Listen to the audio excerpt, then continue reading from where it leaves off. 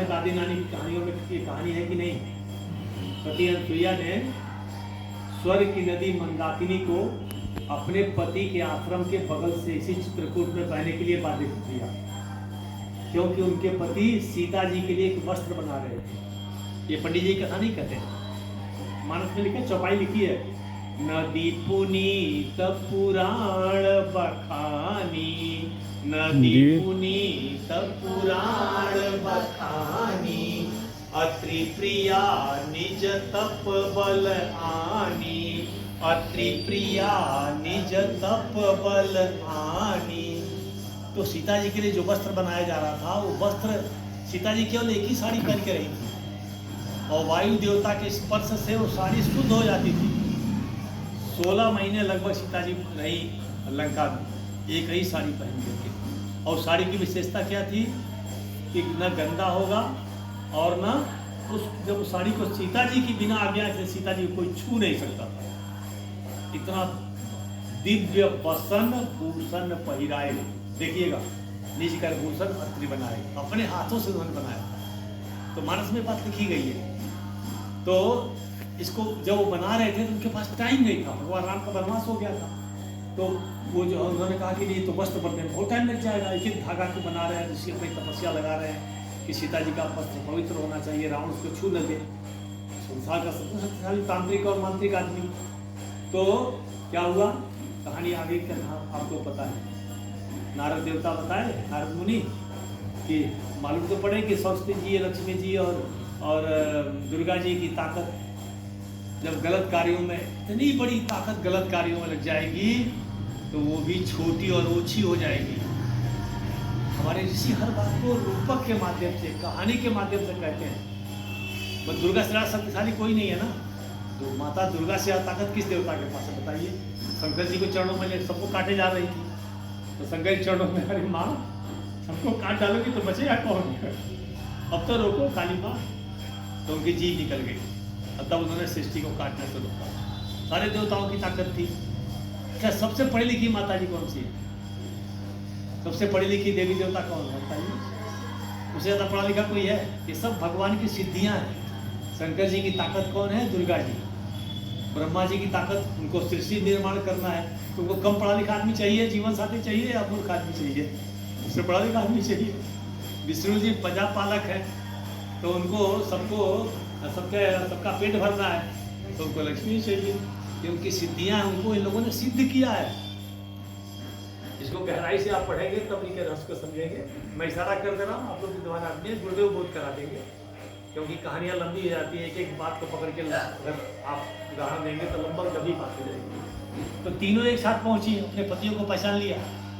इन तीनों ने जाके सामने कहा, क्या कहा कि हमें भोजन करा दीजिए। हर माँ कहती है चल भाई 2 रोटी हम अपना और बना लेंगे, और सब्जी नहीं है तो अचार से खा लेंगे, और नहीं तो पतीला साफ करके चाट चूट के खा लेंगे, इसको खिला देंगे। उस माँ ने भी कह दिया स्वभाव, हाँ खिला देंगे।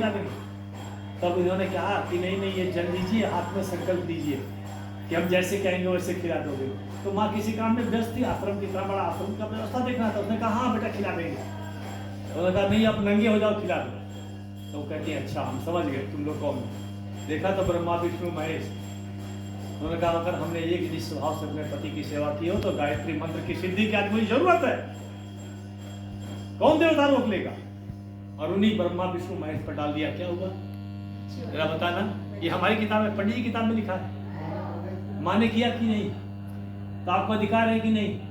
विज्ञान कह रहा है, शास्त्र कह रहा है, लेकिन फिर भी हमारे बाबा जी ने, गांव वाले बाबा जी ने कहा है कि ये वाला मंत्र मत छोड़ना। अरे तेरी ऐसी जैसी, इतना पढ़ा लिखा आदमी होने के बाद भी आज कहे कि हमारी बेटी PhD नहीं करेगी, आज कहेगा कि हमारी बेटी केमिकल इंजीनियर नहीं बनेगी, आज कहेगा कि हमारा बच्चा जो है ये नहीं करेगा। अरे आजकल तो सब कुछ छूट है भाई।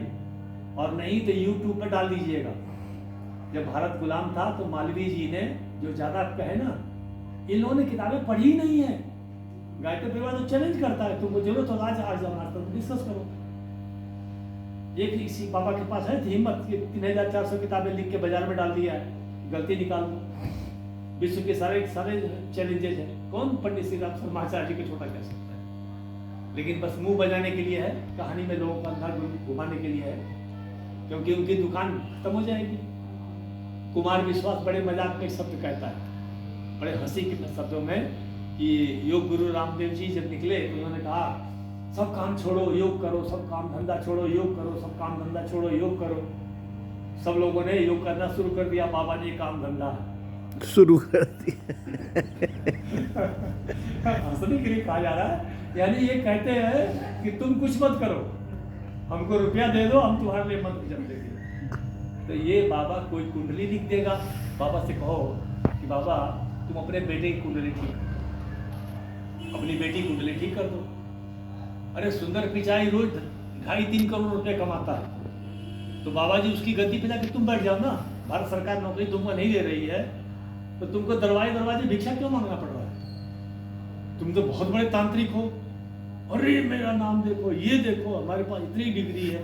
अरे बाबा कोई किसी का भाग्य लिख नहीं सकता।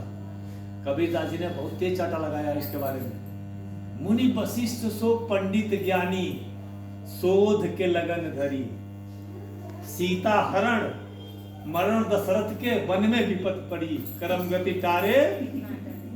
तब हमने ये एग्जाम में पास होने के लिए पढ़ा है, लेकिन एक बाबा ने बोल दिया, अरे बाप रे बाप, वो बाबा ऐसा बोला हम गायत्री नहीं जपेंगे। बहन जी हम गायत्री यज्ञ में नहीं जाएंगे। तो उन बहनों से कहिए कि कुंडली वाला बाबा कुछ भी नहीं बिगाड़ सकता, कोई तंत्र आपके पास नहीं आ सकता। उसी तरह से जैसे अनुसुईया के पास ब्रह्मा विष्णु महेश खुद आकर के, ब्रह्माणी रुद्राणी और लक्ष्मी आकर के कुछ नहीं बिगाड़ पाई। तो ये मंत्र मजाक नहीं है, और इस ऋषि ने आपको दिया है तो बहुत कृपा की है। डर के मारे कोई गायत्री मंत्र बोलता नहीं था। किसी बाबा से कहिए कि गायत्री मंत्र बोलने से जो दोष लगेगा बाबा जी आपको लगेगा, जो आपने मंत्र हमको दिया है ना उससे फायदा मेरा और नुकसान तेरा। बाबा बोलेगा मंत्र यही रख जाए। ये बाबा क्या कहते हैं, गायत्री जपो, फायदा तेरा नुकसान। और छोटे छोटे हमारी बहनें किसी को दीक्षा दिला देती है, उसकी दीक्षा भी सफल हो जाती है, क्योंकि आप अपने नाम पे नहीं कहते हो। गुरु कौन, गायत्री कौन, ये हम कौन, लाइन में खत्म। अब आइए मैं पुनः उसी बात पे आता हूँ। गायत्री का 3 माला अनिवार्य रूप से जब टाइम मिल जाए तब करिए। दूसरी बात, गायत्री की सामूहिक प्रार्थना घर में जरूर करिए। कोई जब करता है कोई नहीं करता। 24 बार गायत्री मंत्र, बेटा बेटी पति सबको बिठा लीजिए। दुकान में है जहां हो आप, हम 6 बजे आरती करेंगे तो आप 24 बार गायत्री मंत्र बोलिएगा, 1 मिनट रुक करके। देखिए नमाज एक टाइम पे होता है, पूरे विश्व में एक जगह टाइम पे होता है। तो अपने पति को बोलिए कि 24 घंटे में एक बार हम लोग घर परिवार में जब करेंगे तो आप भी कर देना, ठीक है। जो बाहर जाए उसकी छोड़ दीजिए। तो दीपक जलाते ही शाम को 24 बार गायत्री मंत्र जप लीजिए। सामूहिक प्रार्थना से क्या होगा, सबके समूह मन मिलेंगे, सबके मन एक जैसे हो जाएंगे, सबका मन, सबके विचार एक ध्वनि तरंग पे चलेंगे, तो घर में कला खत्म हो जाएगी। परिवार का कला मिटाना है तो उसके यहाँ जाके 24 बार गायत्री जप दीजिए, 3 माला गायत्री जप दीजिए। बस 15 मिनट की पूजा, आधे घंटे की पूजा, 15 मिनट जब 3 माला गायत्री हो गई। और एक छोटी सी मंत्र आरती, त्वमेव माता च पिता त्वमेव, और एक एक फल देकर के विदा कर दीजिए। संक्षिप्त पूजा करिए। 3 बातें बताई हमने, व्यक्तिगत पूजा 3 माला की, सामूहिक पूजा 24 बार की, किसी के घर के दोस्त बिठाना है तो 3 माला, और एक माला 11 बार या 9 बार 5 बार महामृत्यु मिलेगा। तो इससे आपका गायत्री कवच की तरह से काम करेगा, गुरुदेव का आश्वासन।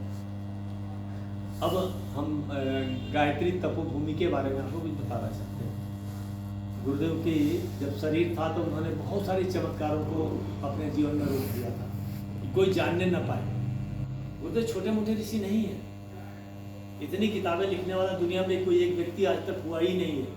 कोई प्रोफेसर, डॉक्टर, इंजीनियर सबसे होता है, कोई एक आदमी खंडोती लिख नहीं सकता। तो गुरु की पाती भी पढ़ना शुरू कर दीजिए।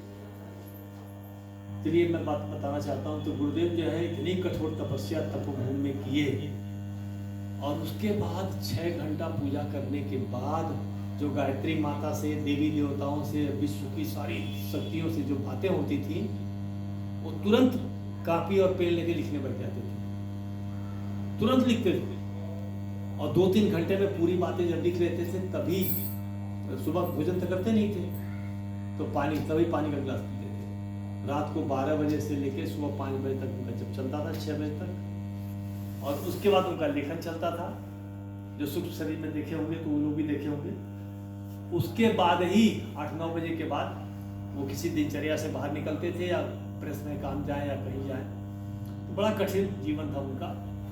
जीवन के 42 वर्षों केवल अज्ञात वर्ष में अकेले रहे और केवल 38 वर्षों में इतनी किताबें लिख गए कि पूरे दुनिया के लिए चुनौती है। इन मानकों को दुनिया को मानना ही पड़ेगा।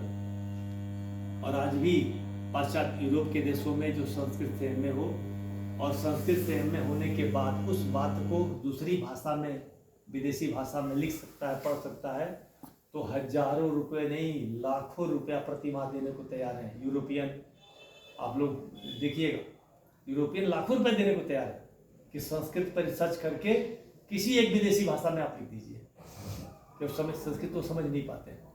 आज की बाजार की वैल्यू बता रहे हैं। हमारे वेदों पर कभी आपने सुना कुरान पर रिसर्च हुआ?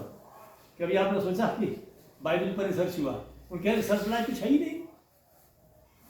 हमारी किताबों पर रिसर्च हो। और अब की बार अखंड ज्योति, दिसंबर वाली अखंड ज्योति में पूज्य गुरुदेव के ऊपर एक बिटिया ने रिसर्च किया है, बड़ा पीएचडी किया उसने, उसका लेख आया हुआ है। चलिए अब मूल बात करते हैं। गायत्री तपोभूमि जो जगह है ना, वो संसार की विलक्षण जगह है, अद्भुत जगह है। उस जगह पे जब सृष्टि की रचना हो रही थी तो ब्रह्मा जी ने 7 ऋषियों को अपने संकल्प से पैदा किया। उनको आदेश मिला कि गायत्री मंत्र जप करिए, अपनी प्रतिभा योग्यता को बढ़ाइए। क्या करना है? नई दुनिया बसानी है, नई सृष्टि बनानी है, नया ब्रह्मांड और ब्रह्मांड में आपस में तालमेल, अंतर्ग्रहों की स्थिति को मजबूत करना है। बोले तो फिर बिगड़ जाएगा, तो क्या करना पड़ेगा? ऐसे महामानव की जरूरत है कि हम जो बनाएं उनको सही रास्ते पर लगा सकें। तो उन्होंने 7 ऋषियों को बनाया। सबसे छोटे ऋषि जो थे उनका नाम था महर्षि अंगिरा। सबसे दुलारे ऋषि, छोटा आदमी बहुत प्यारा होता है, छोटा बच्चा माताओं को बहुत प्यार करता है। तो वो छोटे जो ऋषि थे उन्होंने गायत्री तपोभूमि में ही तपस्या किया था। उनके बेटे का नाम जानना चाहेंगे आप? देवगुरु बृहस्पति। देवगुरु बृहस्पति की जन्मभूमि कहाँ है? गायत्री तपोभूमि मथुरा। गुरुदेव ने अपने जानने में किसी को बताया नहीं था। उन्होंने क्या कहा, प्रतिज्ञा क्या ली थी जब शपथ करने गए, तप करने गए थे, तो ये कहा था कि हम और हमारे कुल में आने वाली पीढ़ियां, पिता ब्रह्मा की इच्छा है कि यहाँ लोग श्रेष्ठ महामानव जो है श्रेष्ठता को अपनाएं और दुनिया को श्रेष्ठ बनाएं, श्रेष्ठता को अपनाएं और श्रेष्ठता का वितरण करें। यानी हम अच्छे बने और दूसरों को अच्छा बनाएं। गायत्री परिवार यही तो करता है।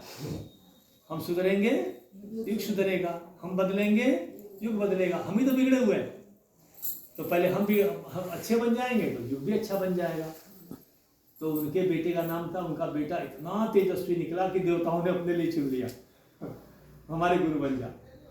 उनके बेटे का नाम जानना चाहेंगे? क्या है? ऋषि भारद्वाज। और गुरुदेव का गोत्र क्या है? भारद्वाज। हम उनके मानस बेटे बेटियां हैं कि नहीं?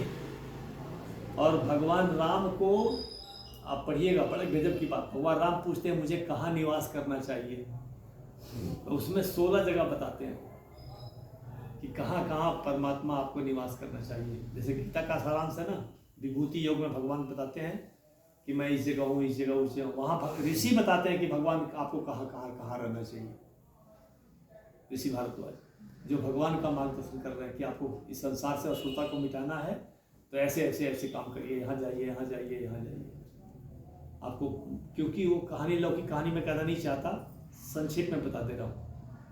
तो आप सोचिए कि ऋषि भारद्वाज के पुत्र गुरुदेव उसी पद परंपरा में उनके मानस पुत्र हम, उन्होंने क्या संकल्प लिया? गायत्री माता हमारे और हमारे पूर्वजों के अगर आप प्रसन्न हैं तो एक ही बात आपको सिखा दीजिए कि हम कैसे अच्छे बनेंगे और दुनिया को अच्छा कैसे बनाएंगे। यही गायत्री विद्या है। और गुरुदेव को ये सिद्धि कहाँ मिली? गायत्री तपोभूमि में। किसी बाबा को अपने जीवन में इतने चेले कहीं नहीं मिले, इतिहास में पढ़ के देखिए, उनके जीते जीते चेले नहीं बने थे। गुरुदेव के जमाने में 3000 शक्तिपीठ बन गए थे। अगर आज के जमाने में एक शक्तिपीठ पे हम जाएं हॉलीडे में और लौट के आएं तो 10 साल में हम दोबारा उस शक्तिपीठ पर पहुंचेंगे। 3000 शक्तिपीठ है, 300 दिन होते हैं, कभी व्रत त्योहार भी तो बनाओगे भाई। केवल एक शक्तिपीठ को जाना और छू के आ जाना, तो 10 साल में आप दोबारा उस शक्तिपीठ पर पहुंचोगे। इसका मतलब गुरुदेव एक शरीर से काम नहीं किए, अनेक शरीरों से काम किए। उसको भी बताऊंगा आपको। तो पहली बात गायत्री की सिद्धि। क्या कहा उन्होंने कि मैंने संकल्प किया है इस भू को स्वर्ग बनाऊंगा, इस धरती के मानव को शोधूंगा, देव बनाऊंगा। 2 तरीके हैं स्वर्ग जाने के। तो मर जाए उसके बाद स्वर्ग पहुंचेंगे कि नहीं पहुंचेंगे उसमें डाउट है ना। लेकिन हम अपने अंदर की कमियां और कमजोरियां निकाल दें तो क्या होगा बोलिए? भगवान हमारे लिए स्वर्ग यही बना देगा। हमारे परिवार की कमियां कमजोरी हटा दी जाए, क्या बन जाएगा? हम यहीं पर स्वर्ग भोग के मरेंगे, परिवार में ही स्वर्ग हो जाएगा। परिवार धरती का सबसे बड़ा स्वर्ग है। गुरुदेव के कोटेशन है, मैं उधर नहीं जा रहा हूँ क्योंकि हमको जल्दी से जितना जल्दी हम चाहते हैं कि संक्षेप करें, उतना देखिए आपकी जिज्ञासा देख करके हमको विस्तार करना पड़ जा रहा है। तो गुरुदेव ने क्या कहा? इस धरती को ही स्वर्ग बनाना है, परिवार को ही स्वर्ग बनाना है। तो स्वर्ग मरने के बाद स्वर्गवासी और जिंदा स्वर्गवासी फायदा किसने है? उनसे कहिए कि हम स्वर्ग की रचना के लिए तत्पर हैं, अपने जीवन को अच्छा बनाएंगे, परिवार को अच्छा बनाएंगे, रास्ते पर भटकने तुम मत देना। लड़ जाओ इनसे, झूठ जाओ अकेले में कि हमारा बेटा हमारी बात क्यों नहीं सुनता, पिताजी हमारी माँ हमारा पति हमारी बात क्यों नहीं सुनता। ये मत कहिए कि पति की बुद्धि खराब हो गई है। हे भगवान, पति की बुद्धि अच्छे काम में लग जाए, बेटे की बुद्धि अच्छे काम में लग जाए, बेटी की बुद्धि अच्छे काम, ये प्रार्थना है। भगवान का दोषारोपण मत करिए। हमेशा वो जो कुछ कर रहा है कोई ना कोई कर्म पहले का हमारा कर्म है जिसके वजह से हमको प्रारब्ध कट रही रहा है। गुरुदेव ने कहा बेटा कई जन्मों के पाप इस जन्म में धो दूंगा। अगर तुम श्रेष्ठ बनने के रास्ते पर चल दिए तो कई जन्मों के पाप तुम प्रायश्चित करते जाना कि हमसे भूल ना हो, कोई गलती हो जाए माफी मांग लेना, फिर